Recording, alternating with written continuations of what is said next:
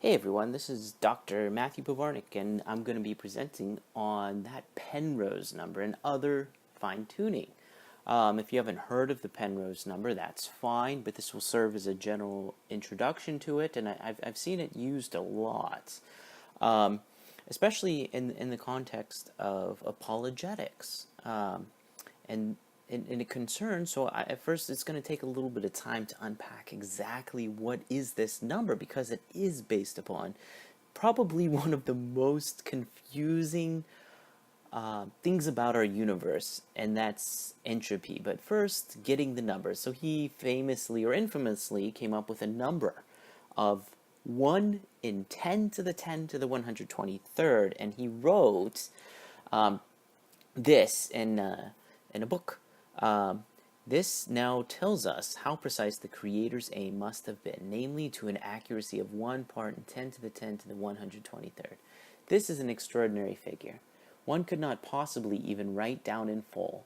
In the ordinary denary notation, it would be 1 followed by 10 to the 123rd successive zeros. Even if we were to write a 0 on each separate proton and on each separate neutron in the entire universe, and we could throw in all the other particles as well for good measure, we should fall short of writing down the figure needed. So this is a mind-bogglingly large number. And this is talking about the very orderly state that our universe was in the beginning. But let's kind of talk and unpack it a little bit. So what's it a number of, and what is this all about? Well, it's about entropy, and it all depends on figuring out what the total entropy of the universe is as a whole, as it could be and as it was in the past, and we'll again unpack all of this and hopefully in a clear manner, but certainly, please ask questions if any parts aren't really that clear. So first, entropy. Not going to go too much into this, but generally referred to the amount of disorder, and it has various properties that a system has. It has other properties that in a closed, isolated system, it must always increase or stay the same. And I put an asterisk there because, and I'm not going to get into it now, but it's obviously not true for open systems, and it can also be broken on scales of even thousands of atoms, and actually is mathematically reversible, and very, very improbable things will occur given enough time. And you actually see kind of a little model of that a bit later on. More technical definition is related to the number of microstates given an overarching set of macrostates. And so it has this mathematical formula where S, the entropy, is equal to Boltzmann's constant times the natural log of the number of microstates. Excuse me, and I'll briefly talk about that a little bit, but you don't need to worry about the details too much. You just assume that each of the states is equally probable, or you would have to calculate the entropy a different way. And I'll show how we actually calculate the entropy of something in the universe, like the total entropy of baryons. But if you're going to calculate it, basically you're trying to figure out how many ways could all of this stuff in the entire universe be arranged in some kind of fashion, basically. And so whenever you go ahead and start, you need to start making an account of what you actually have in the universe. We have about 10 to the 80th baryons, approximately, and from the cosmic microwave background and Big Bang nucleosynthesis, we know that there are over 10 million photons for every baryon. And so we know how many photons there are, we know about how many baryons there are, and so here's how you would go about calculating the entropy of some of that stuff. Perhaps drawn to the picture, that was some modeling of the entropy of baryons from a recent paper. But if you actually want to calculate it, you can calculate the entropy per baryon using this formula, the secured tetrode equation. And you can go ahead and follow through along that. Some of them, so if you've taken any physics classes, you might recognize some similar some symbols that you're familiar with. But basically, I mean, you can add up. It depends on the temperature of where you find these at, the density of them, and several other factors. And we know pretty much where baryons are going to be found. We actually found the rest of the missing baryons very, very recently. Cool work that was recently done. But generally speaking, baryons, protons, and neutrons are found in stars, or in the space between stars, or in the space between galaxies. That's pretty much the only place, well, that's pretty much everywhere, but that's where we can find them. And you add them up for the entire universe, and you get a crazy large number, but nowhere even close to the Penrose number, but it's 10 to the 80th times Boltzmann's constant. So these numbers you'll see, and you could do this for others, but you could even say, well, how many microstates does this amount of entropy represent? And this number is a lot more similar to the Penrose number, but you see here, you basically, because the entropy equals kb times the natural log of, that's a capital omega, or the number of microstates, you can solve that for omega, and you get e to the 10 to the 80th. So that represents an incredibly large amount of states that all of the baryons could possibly be in. And so you certainly want to be careful when you start throwing around such large numbers where that actually is going to take you. But you can add up the entropy for all the other stuff. I'll have to put a paper in the link, or a number of papers that go through and actually calculate the entropy, if it interests you, that is. But basically, you can add up the total entropy of the photons. It's about 8 or 9 orders of magnitude larger than the baryons. Neutrinos, if you add up relic neutrinos left over from the beginning of the universe, and then also dark matter, so you add up all of this stuff. But it turns out that if you're really trying to get a sense of the entropy of everything in the universe, well, it turns out none of that actually even matters whenever you're going to add up the total entropy of the universe. Because there's something else in the universe that has so much entropy, you can virtually ignore everything else that exists and just simply add up the entropy of these objects. So here's a question for you. What is holding together all of that light emanating stuff at the center of our galaxy? So this was a fairly, I think maybe a 2018 picture from the South African Radio Astronomy Observatory. I believe Meerkat was the particular system that took this picture. And that's at the center of the Milky Way galaxy. And it turns out that right in the middle-ish of the very, very bright area is a supermassive black hole. In fact, it's kind of funny, but the black hole in the center of our galaxy, there are over 2 trillion galaxies, has an entropy alone of greater than all of the stuff that isn't in a black hole. And our universe has a good 10 billion approximately such black holes, perhaps even more, but it gives us about a total entropy of 10 to the 103rd. And so and when you add up all the other stuff, that doesn't even change that number one bit. And it turns out that there's also a maximum theoretical entropy for our universe. And that's basically, if you took the entire universe and shoved it all into a black hole, it would have a maximum entropy of 10 to the 123rd. So perhaps you can see, kind of where this type of thing is going. And so, all right, so you kind of ask this question, well, what are the odds of getting the initial state that we did? Or how do you even start to think about that or ask that question? Or why did Penrose say that it was kind of like 1 in this number? Well, if you go ahead and take the number, if you ask that how many microstates are possible, and we're going to switch our language here in a second to phase space, and it's, you don't need to worry about the details. There will be some perhaps helpful graphics to kind of visualize this a little bit, but you can basically think of them as the same type of thing. Phase space, volume, and microstates are the same. But anyway, so if you go ahead and calculate the number of microstates given 10 to the 123rd times kb, that much entropy, if all the universe is in a black hole, there are e to the 10 to the 123rd possible microstates in our actual universe. That is a lot of entropy. But this is a little bit easier to visualize, actually, when you think about it in terms of how Penrose did, in terms of phase space volume.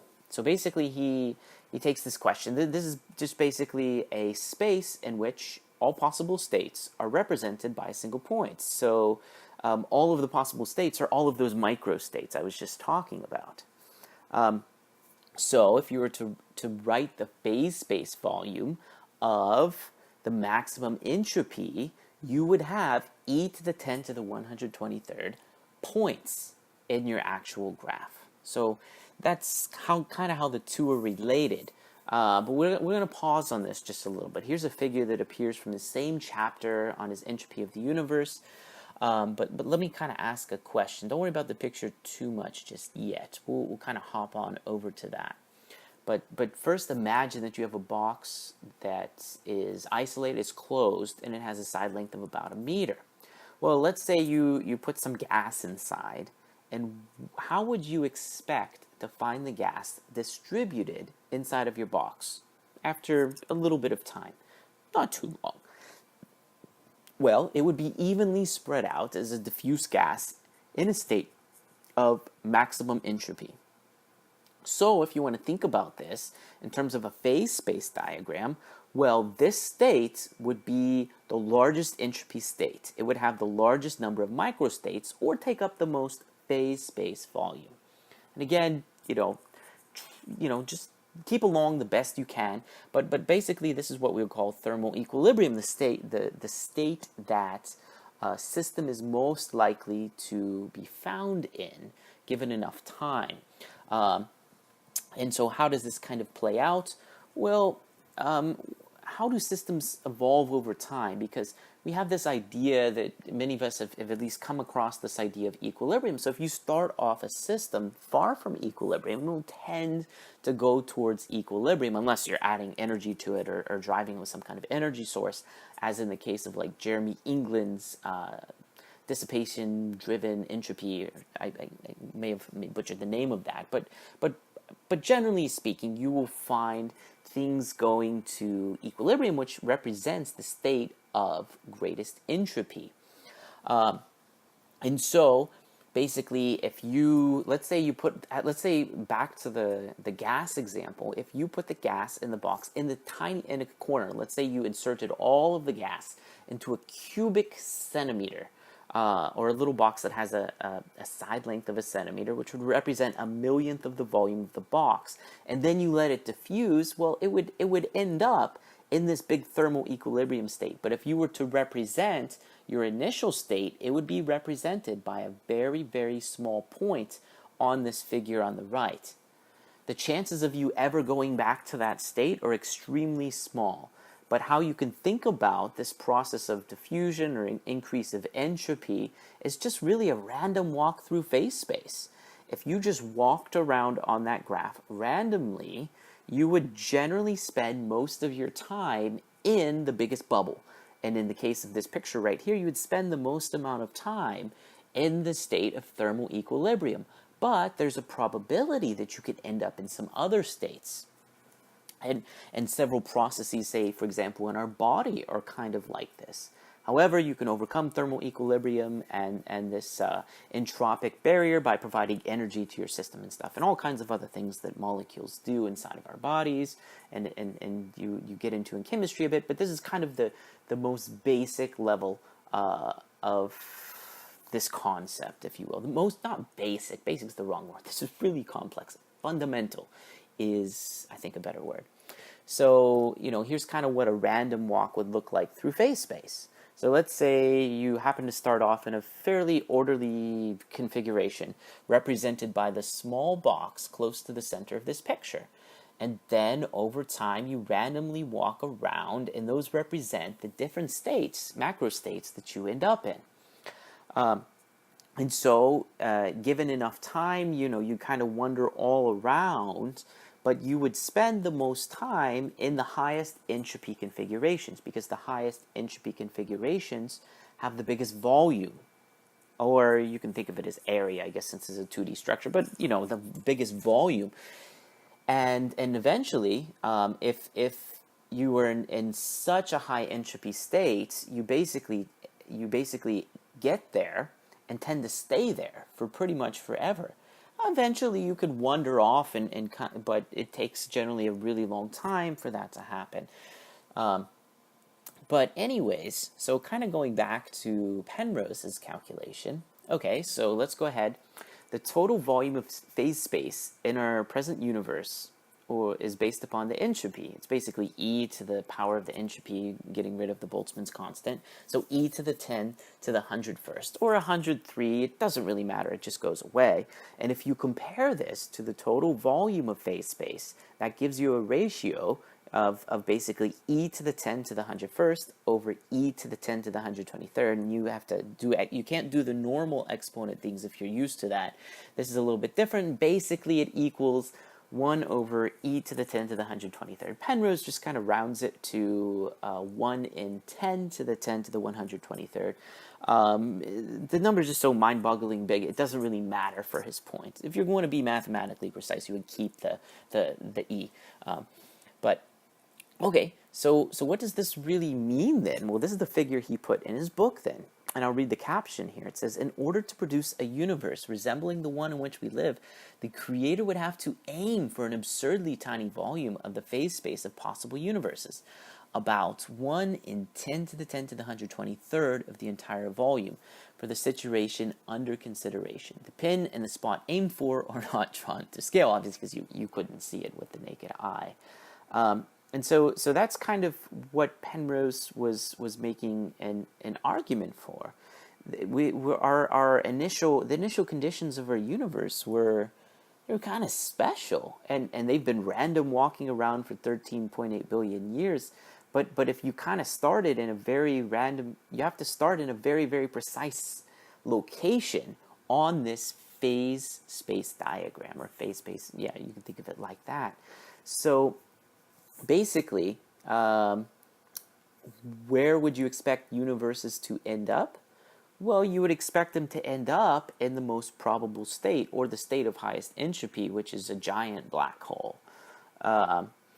Now, Penrose has a little bit of a bend towards a giant black hole as opposed to most other cosmology models, because he prefers a cyclical universe, one that expands and collapses over and over again. But that doesn't matter right now. Okay, so anyways, the present entropy is very small compared to the maximum entropy, and basically the thought is that we are in a very improbable state on this phase space diagram, and a lot of this comes from asking a really good question. If you've ever thought about it, how most of us picture black holes is that basically, if you have a certain mass contained in a certain radius, that's a black hole. That's pretty much all that there is to it. And of course, if you took the mass of the entire Earth, you would have to condense it down to a very small radius, like the size of a dime or something like that, or a marble. And then you would create a black hole with the mass that the Earth has. But here's an interesting question. Well, all of the matter in the early universe was in a very, very, it was obviously very dense, far more dense than any black hole that's ever existed. But why didn't the early universe collapse into a giant black hole right in the beginning? And this kind of gets into the fundamental result that Penrose realized by doing this calculation. Okay. So the early universe, first of all, was really, really, really smooth, like a diffuse gas that is diffused out and is in the maximum entropy type of state. And so you can ask the question, as Penrose did, why was it in such a special state? And was it really that it was so improbable that only a fool would reject such fine tuning and odds and reject the obvious proof that a creator that was far beyond space and time, omnipotent, all-powerful, everything, that's a synonym, omniscient, and every type of omni trait that you could have that's good, surely that's proof of their work. Well, sure, maybe you could see it that way, but that's not what Penrose realized, and that's not actually what he even meant as well. So first of all, how did he explain this? How did he think about this? Well, he first of all said, hey, basically, what this is demonstrating is that there's just a constraint on his Weyl curvature hypothesis. Basically, all that this result actually means is that there was zero curvature then, which doesn't make a lot of sense, but curvature, the idea of curvature, exists in places today. Like, for example, we know from Einstein's general relativity that space-time itself is curved, where there are bodies that have mass. But in the early universe, space-time was perfectly smooth, even though, in a sense, it was very, very, very curved far beyond, but it was so smooth that it effectively had zero curvature. I wish I had another diagram to represent kind of what this would look like. But today in a black hole, that's a place of extreme curvature compared to the space around it. That's the important thing here. A black hole curves space a lot. You can think of like a very large person getting on a trampoline. They would curve everything around them. But space is only curved because the space outside of it is not curved. And so, for example, maybe you're not visualizing it the same way I am. I wish I had a picture up right now. I have to get one. But basically, there was no curvature then. And it turns out that, these would only be the odds. Also, if our universe has maintained a constant rate of entropy, which it hasn't. So basically, this result doesn't even apply to our universe at all. But a little bit more on this Weyl curvature, a little bit. Basically, gravity couldn't do anything. If the Weyl tensor is equal to 0 and there's no curvature, it just means that there are no tidal forces or gravitational radiation. In other words, gravity did diddly squat in the early universe. It wanted to clump matter together, but every atom was being pulled evenly in every direction by every other atom that existed. And the same was true with the other forces in the early universe. The early universe was an extreme state of equilibrium. And basically, all of the particles moved around and were distributed as if they would be in a diffuse gas and almost locked into a very, very, very, very orderly state, just simply based upon the physics that existed then. And that's what Penrose realized by his entropy calculations with the phase space. That's all that it represents. Basically, gravity was doing nothing in the early universe, or there was effectively no curvature. So basically, what do we learn from all this? The Penrose number, super cool, super interesting. Is it a fine-tuning argument? No, not even close. So stop using it. If you're using it, it's not even an argument at all. It demonstrates something really cool about the early universe, but that's it. But we still need some more things. Like, for example, Penrose in his actual book, was it The Emperor's New Mind, written in 1989? I recommend getting the book. He explains a lot about physics as a whole and how that relates to pretty much everything. It's a neat book. But right after he had this section, he notes that we need a theory of quantum gravity. Because we don't, you end up with all kinds of paradoxes and infinities that aren't actually infinities in reality.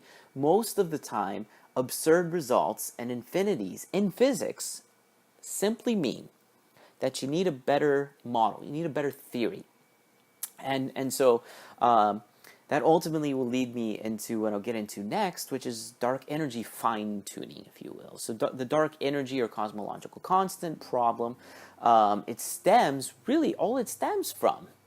It's a different sort of problem, but it has similar solutions and ideas to it. But really, because we don't have any way to unite quantum mechanics with general relativity, you have this cosmological constant problem.